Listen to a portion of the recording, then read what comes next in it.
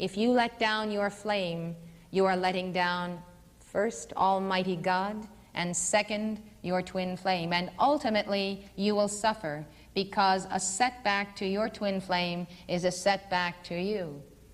And on that day when you make your ascension, and you would like to know your twin flame is going to ascend also, that twin flame may not be ready to ascend, may have another 1,000 years to embody upon earth, because you did not supply that extra thrust of spirituality and light and selflessness that could propel that person into a higher dimension of their own consciousness.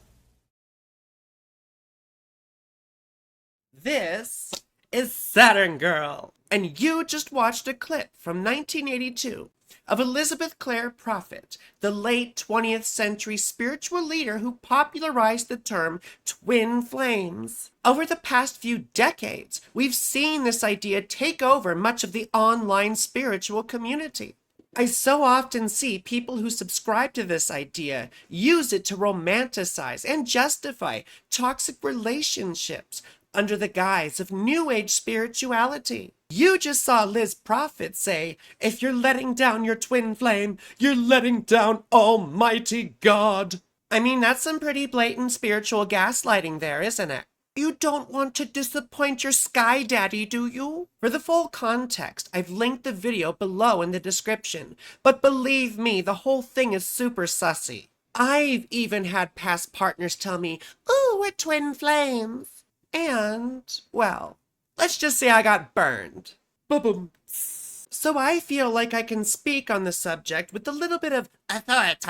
But what even are twin flames? What does this term mean, and where does it come from? In this video, I'm going to answer these questions and talk about why this idea is not only silly, but also dangerous. As I researched this topic, I came across some really strange like crazy cults, Nazi sympathizers, and even ancient Greek sex humor. So you're going to want to watch this whole video as we explore the real story behind twin flames. I've got champagne for my real flame and real pain for my twin flame. I'm just trying to make myself laugh here. So what are twin flames? Well, the concept has evolved over time. Now, when people talk about twin flames, they typically mean their spiritual other half. You see, the idea is that souls are divided in two, and that when they come into incarnation, or earthly existence, they are thrust into a ceaseless search for their other half in order to reunite with God or the divine source. You can find loads of clickbait all over the internet expanding upon or modifying this idea.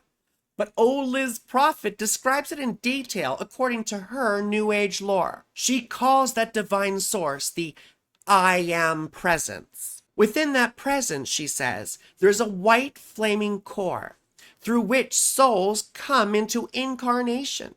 But they're split in two. A male pole, no, not that kind of pole, and a female pole, which can alternate between incarnations, but must eventually be reunited into an androgynous whole in order to reunite with God or the divine presence. Now, it turns out that Prophet is not the originator of that lore. Instead, she was influenced by a number of sources. But first, who was Elizabeth Clare Prophet?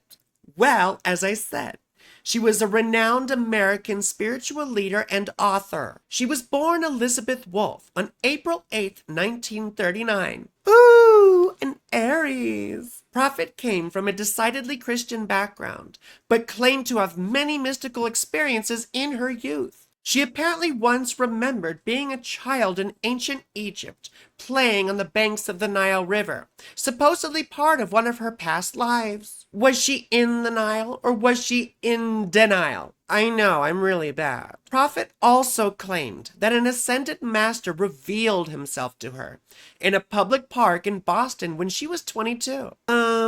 Revealed or exposed? Like, did he reveal himself from under a trench coat? Was he stroking his revelation?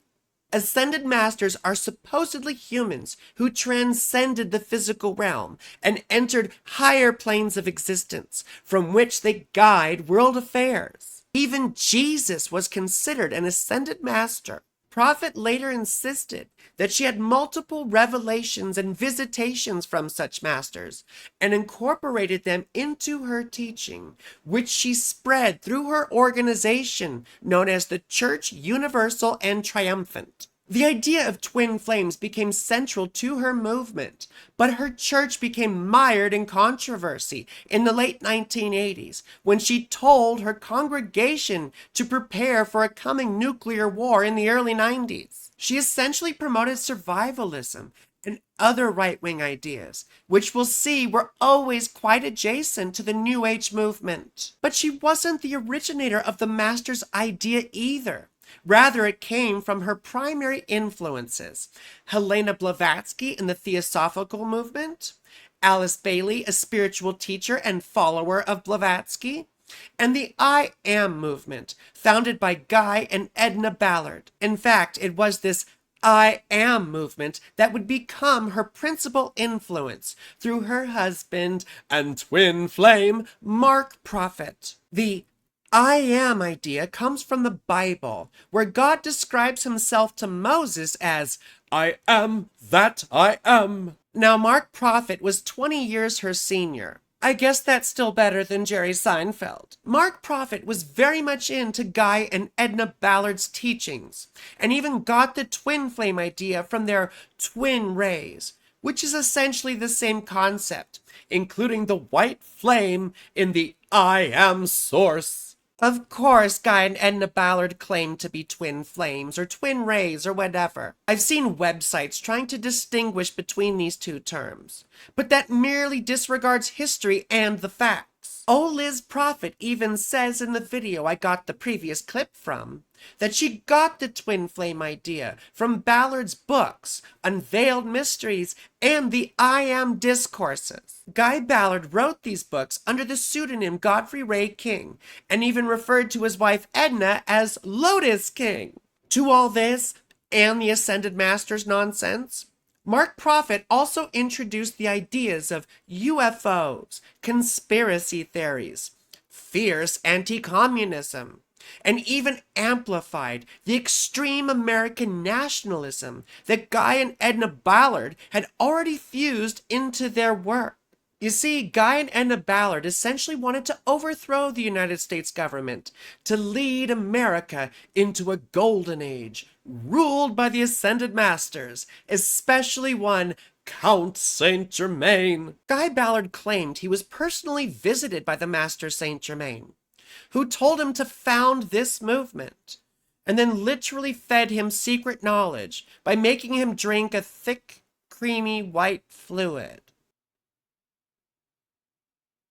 The book, Psychic Dictatorship in America, details how the Ballards plagiarized much of their work from other theosophical sources and incorporated it into their own teaching, especially the work of a virulent anti-Semite named William Dudley Pelley. In fact, Guy and Edna Ballard got much of their early membership for their I Am movement from Pelley's Silver Legion of America, also known as the Silver Shirts, which was America's counterpart to the Brown Shirts in Nazi Germany.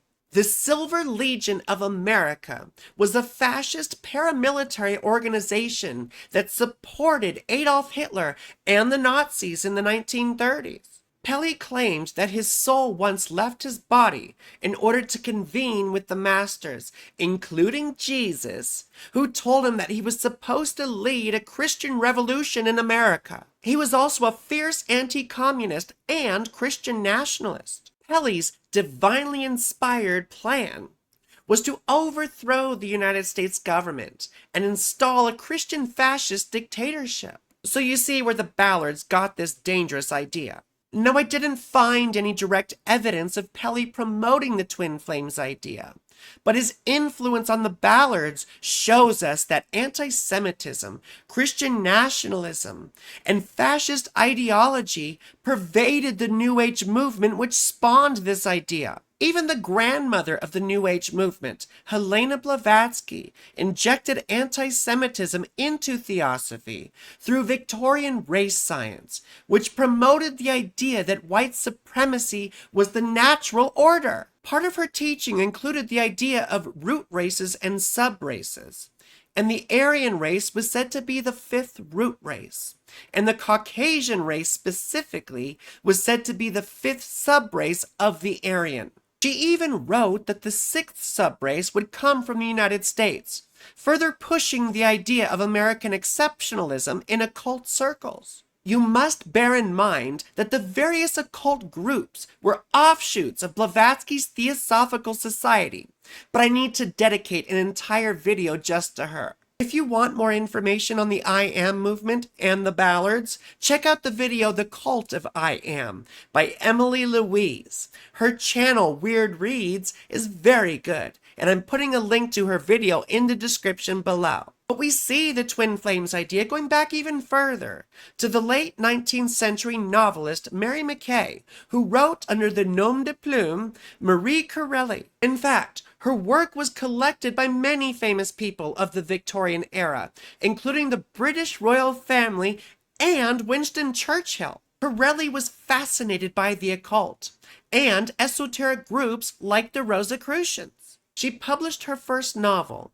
A Romance of Two Worlds, in 1886, where we first find the phrase twin flames. It's very likely that Corelli actually coined this term. However, old Liz Prophet's daughter claims this idea goes back even further, to the 18th century philosopher and Christian theologian Emanuel Swedenborg. In fact, Swedenborg also said that he was divinely inspired by Jesus himself, who told him that he was supposed to reform Christianity. You see the pattern here of all these people saying they were visited by Jesus or some other master? Swedenborg wrote about twin souls and the divine marriage, which seems to be a precursor to the twin flames concept. However, I see the twin flame crowd claim that this idea goes back even further, to ancient Greece and Platonic philosophy. You see, they always have to bring up the Aristophanes speech from Plato's Symposium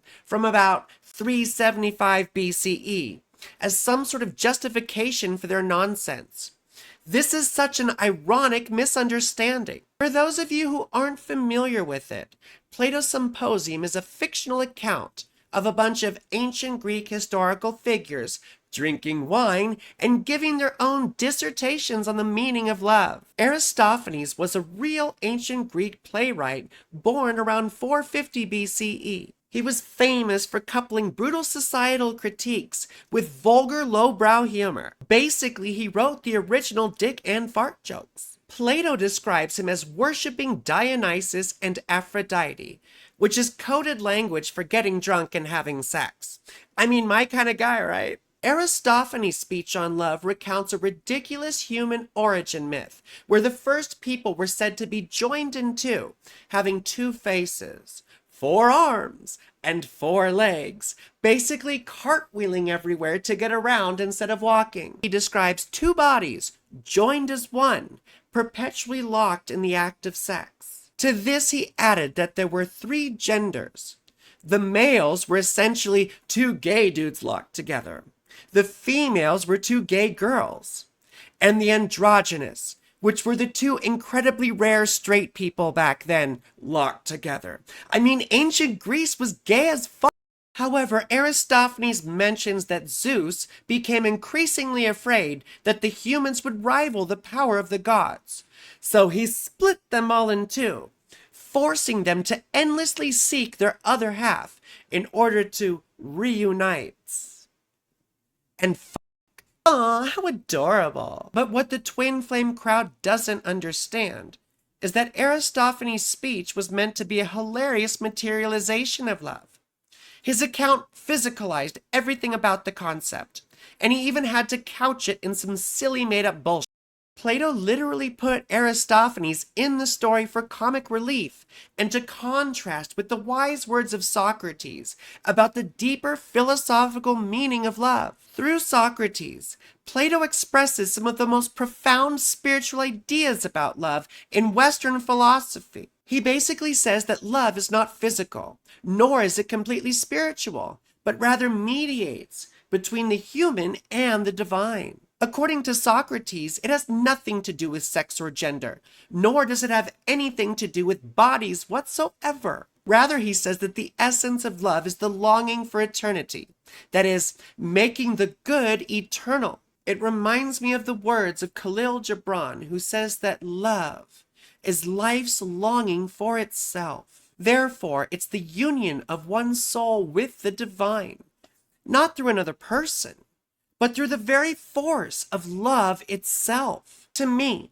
the reason why the twin flame idea is stupid and dangerous is because it diverts your attention into an external search for another person. Real love, on the other hand, takes you out of the personal realm and into a wider identification with all that breathes. It unites you with your source merely by nourishing that longing in you for the eternal. For more information on Plato's Symposium, please check out the lecture by Professor Michael Shagru, which I've linked below in the description. Now, if you've been following me, you probably know that I'm an atheist and very promiscuous. But the longing for the eternal has made me ache since I was a toddler, since I can remember. I'm not relaying this information to make anyone feel stupid or make anyone feel bad. I'm sure I probably will by accident. I'm passing this information along so you all don't do the same stupid shit I did. I've seen so many of my clients use the twin flames idea to justify their codependency, and I did it too. Codependency is when you look for your own self-value through someone else. But that doesn't work.